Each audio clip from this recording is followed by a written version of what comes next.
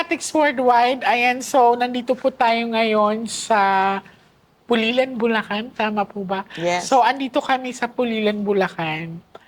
Actually, si ate ay talagang sinadya pa talaga ako para magpa-reading, no? Ngayon, hindi ako nagdalawang isip na tulungan siya kasi nung nakita ko siya, may naramdaman akong aura na there's something in the house na kailangan kong malaman at kailangan kong ma-resolve. So ngayon, titingnan po namin kung anong ipapakita ng mga baraha. Ready ka na, ate? Mhm.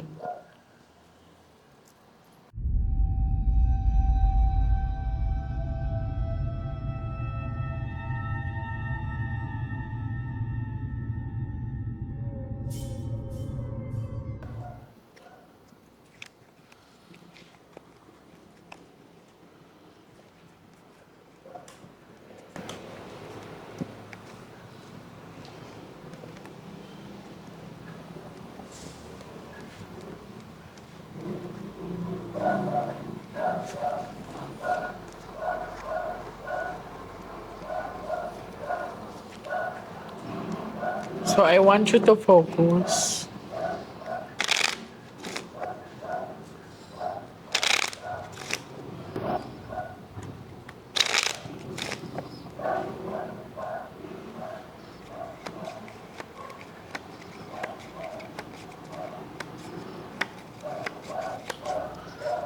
I want you to pick one card. Thank you. So ikaw po ito.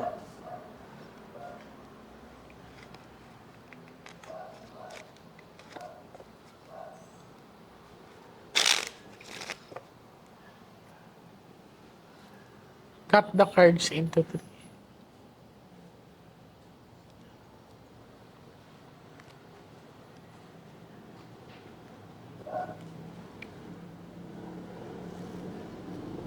Kuha po kayo ngayon ng 7 cards of total. Lagay mo dito.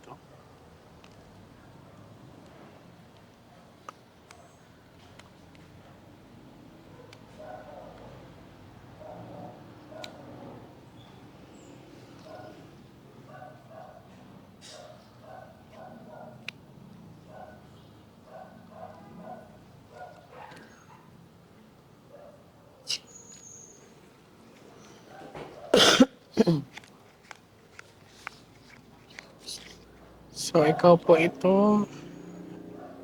Itim. So, pag-aalala po yan.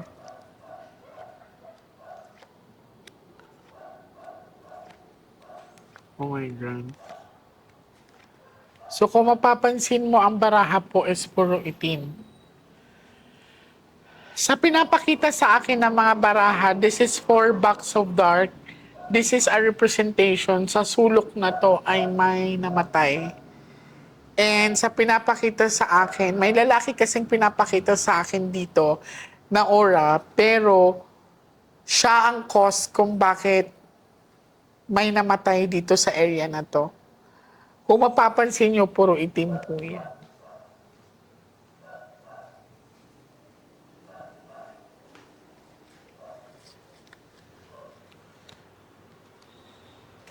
May kinikilabutan talaga ako, mother.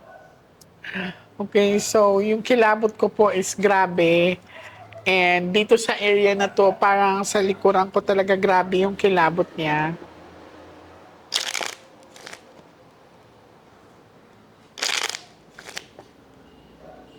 Cut the cards into three.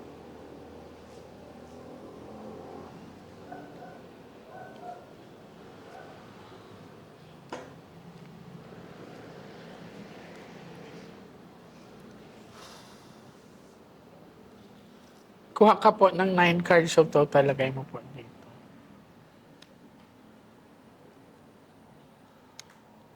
Huwag po kayo magmadali.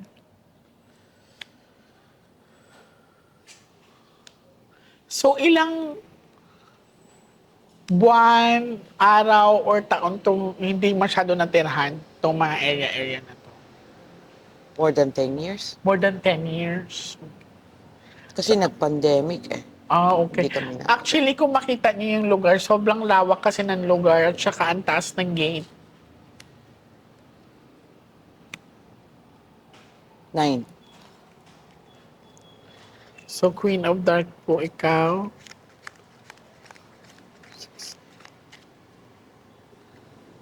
O, this 4 bucks of Thorn. O, kanina pa tong dalawang ano. Ay, ninanakawan siya.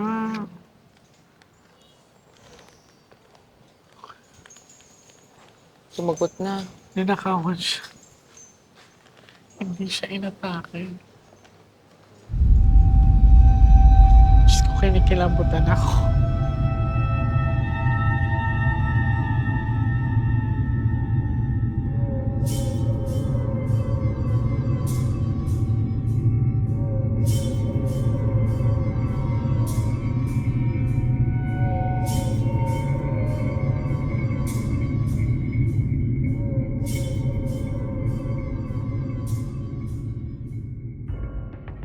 Itong dalawang ano.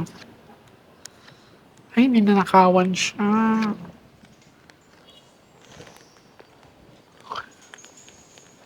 Sumagot na. Ninakawan siya.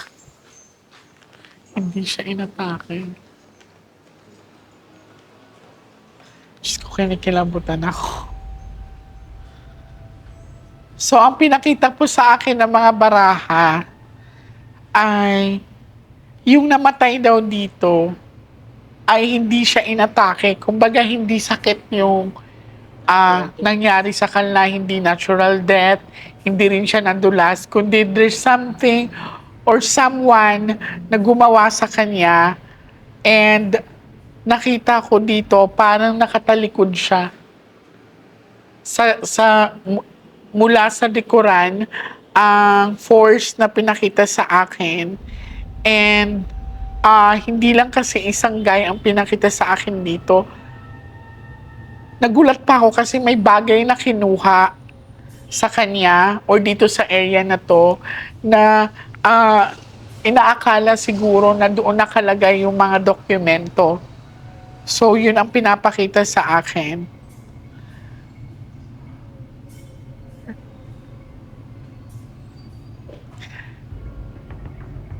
Ang nakakaloka kasi is wala akong nakitang sa pilitang pinasok to. So, ibig sabihin, hindi siya unang beses lang nakapunta dito. Kilala po siya nung namatay. Kaya may tiwala.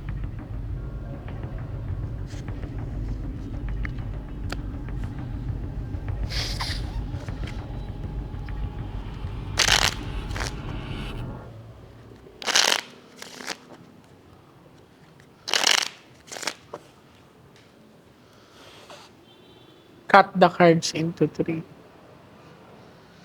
Nakakakilabot kasi sa pinakita sa akin, parang walang kalaban-laban yung namatay dito. Alam mo yung tipong wala talaga siyang kamalay-malay na may mangyayari sa kanya nung araw na yon.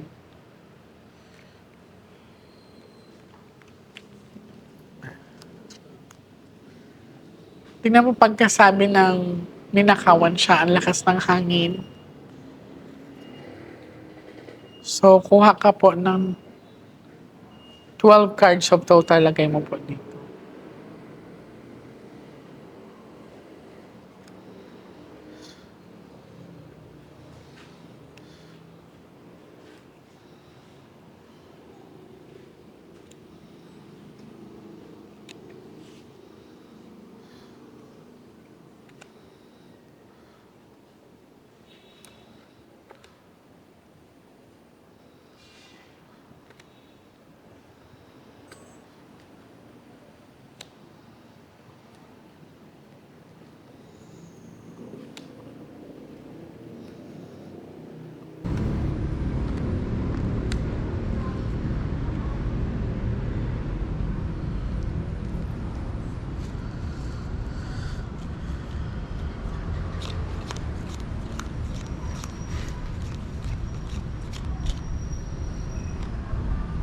Ito na siya.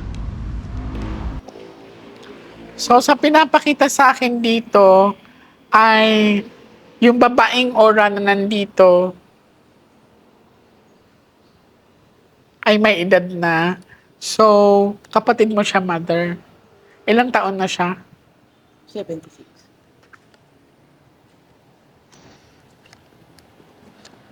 Ninakawan nga siya. This is seven of hook, dark.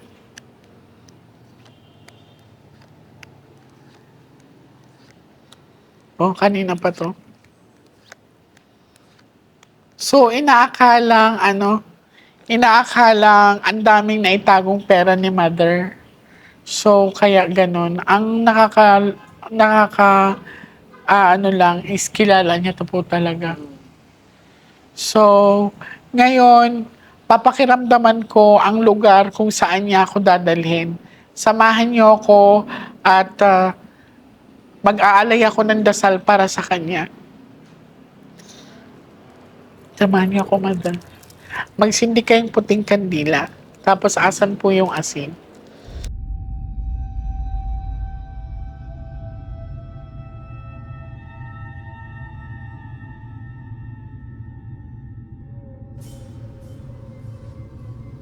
Tatlo na tayo.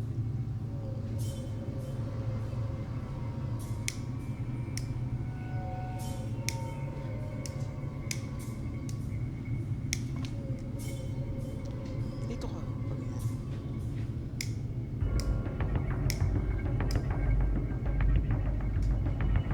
Nasaan ka ba, Joy? It's okay. Hindi natin kaya ng kandila na mamatay. Ngayon, hindi kami makapagsindi ng kandila kasi namamatay siya, no? Pero sa pinapakita talaga sa akin, susubukan ko makatawid ng kahit saglit lang kung kakayanin ng katawan ko. Malinaw po na pinapakita sa akin, ate, na hindi inatake yung kapatid niyo. Hmm? May gumawa po sa kanya. So, nung nakita ko tong lugar na to, ang energy na hinatak ako is dito na area.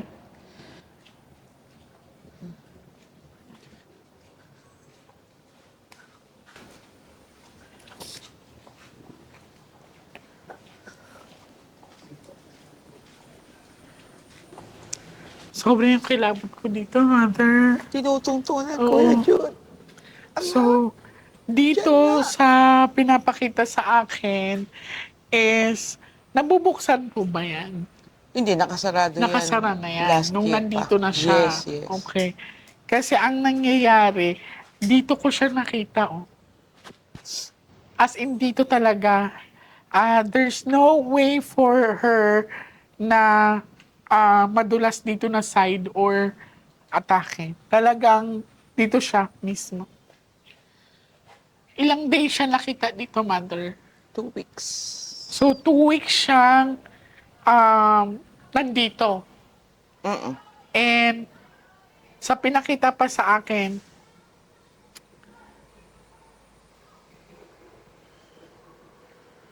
more than 2 weeks, mother, talaga. Last niyang message sa akin, May 6.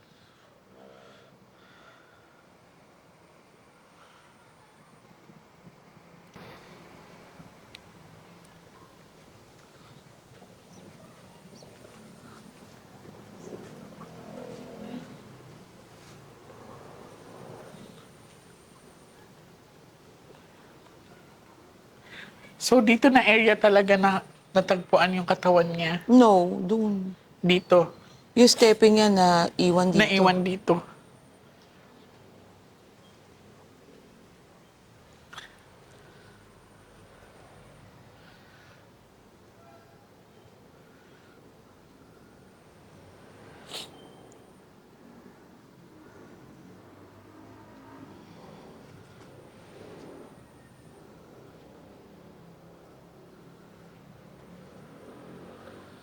So, ibig sabihin, nakatakbo pa siya kaya naiwan yung step in niya eh. Parang nanlaban pa siya. Nanlaban pa siya. Kasi doon siya pacing eh. Nakaganon. So again, sa pinakita sa akin dito na area, ay may energy dito. It's like medyo mabigat na energy. Sa nakita ko dito, it's may struggle. So hindi talaga siya inatake sa puso or nadulas. Yes. Talagang may gumawa sa kanya. Ang mas mahirap pa doon, more than 2 weeks or 2 weeks siyang natagpo ang patay. And hindi na buo yung katawan niya, no? Okay. So, hindi na po buo ang katawan Decaying na. niya. As in talagang naaagnas na. Tuyot na Pa, mummified. Mummified. Kasi mainit daw yung nainitan. Okay. So, mag-aalay lang po ako ng dasal para sa kanya.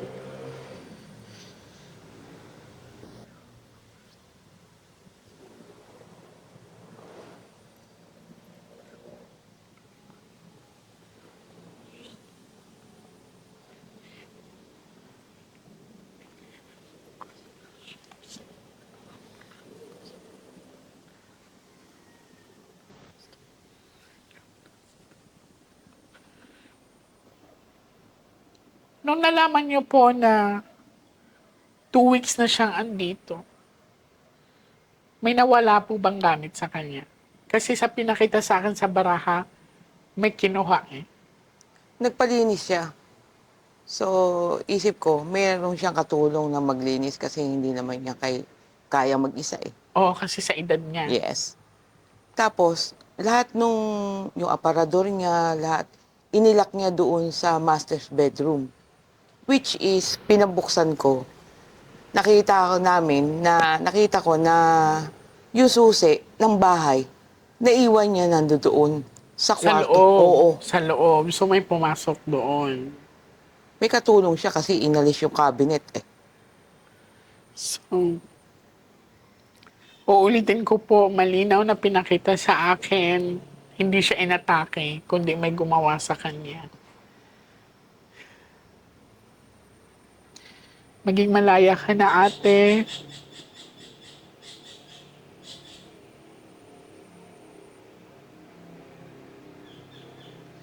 In Jesus' name, amen.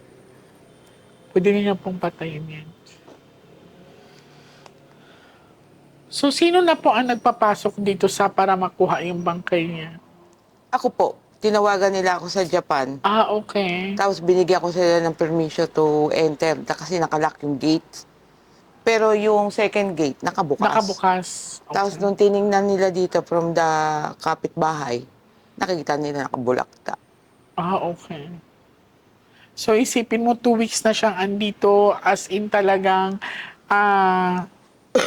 medyo, hindi na siya makilala siguro, nabubulok na. And, sa pinakita sa akin, may mga aso siyang kasama. So, possible, a little or some of the part of it is kinain na ng aso. Pero hindi lahat yun, mother. So, ganun ka-tragic ang nangyari kay ate, no? And nagpapasalamat ako dahil sa pagtitiwala ni ate sa akin na in-invite niya ako dito sa bahay nila.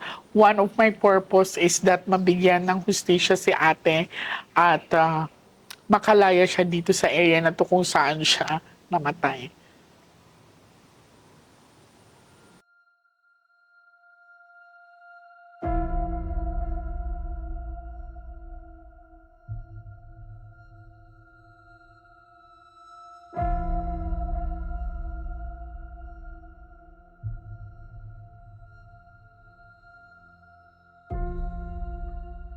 Yung energy na naramdaman ko kanina sa area na to, it's like nandito talaga. And anong nararamdaman mo ngayon, mother, na yung energy na pinakita sa akin is same? And sa pinakita din sa akin ay hindi siya inatake. Ang tanong ko lang po sa sarili ko, what can I do? Sa ngayon, nag-offer na naman na tayo ng prayer, no? Sa ngayon, ate, nasa sayo kung papaimbestigahan mo. Pero sa pinapakita sa akin ay hindi talaga siya namatay ng ordinaryo. Ano nangyari sa'yo?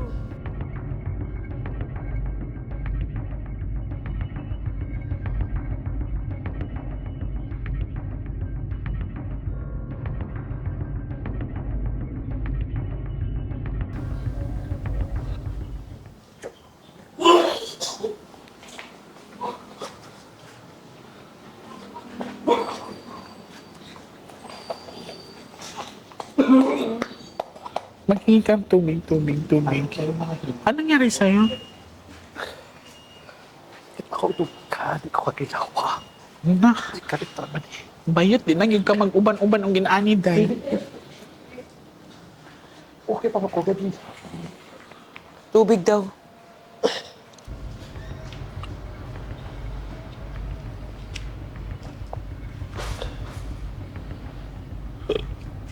Okay, tubig na lang.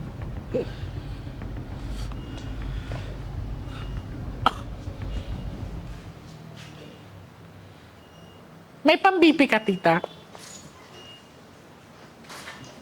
Pang-BP. Pang-BP.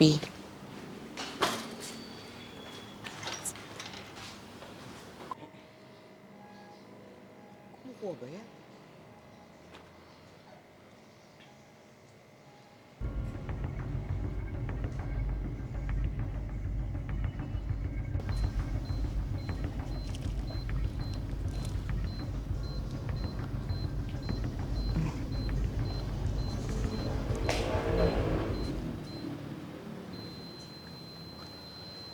Mataas yung BP niya. Ay, di, Oo naman.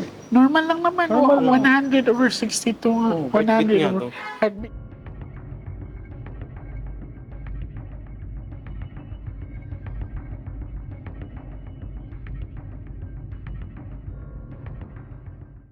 Normal, everything is normal.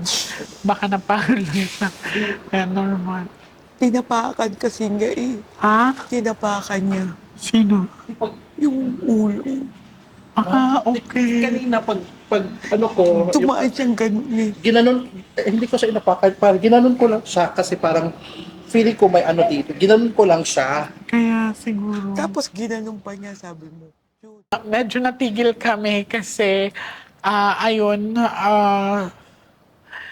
hindi namin ma-explain. Normal naman yung lahat, yung pulse rate niya, yung BP niya normal. Pero ayun, so medyo may paninikip na siya ng medyo nagpanic Ulo kami. yung dito banda tita, no? Oo. Oh, dito So, banda. Ulo yun na. Sa area kasi na kung saan siya kumuha ng video is that yung naapakan niya, it's kind of sa head part. So, alam kasi ni ate kasi may video sila. May sugat po dahil. Hala. Ah. Saan ka nasugatan? Hindi ko alam. Sugatan. Okay, so kumalma ka lang muna. So, may scratch siya na ano. Upo ka tingnan lang mo nga doon eh. muna. Saan ka na po?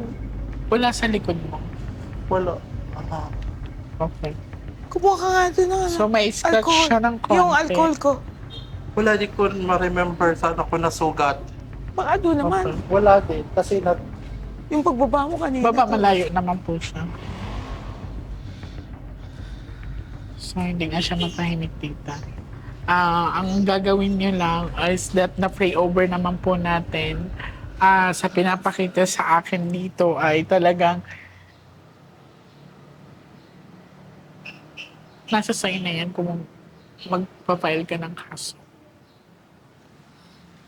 Hindi na. At least, Basta matahimik lang siya. Yan, kuya. Pahiran mo, meron yung alcohol. so sa mga Nostranatics worldwide, alam mo,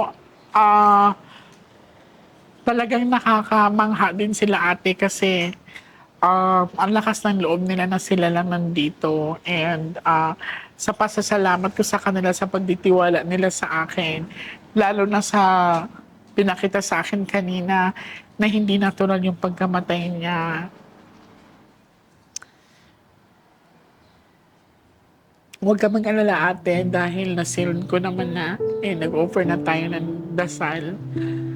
If in any case na may maramdaman kayo, Mamayang gabi. mamayang gabi sa mga susunod na araw, sabihan niyo agad ako. Maraming salamat, Nostranatics World. Thank you po.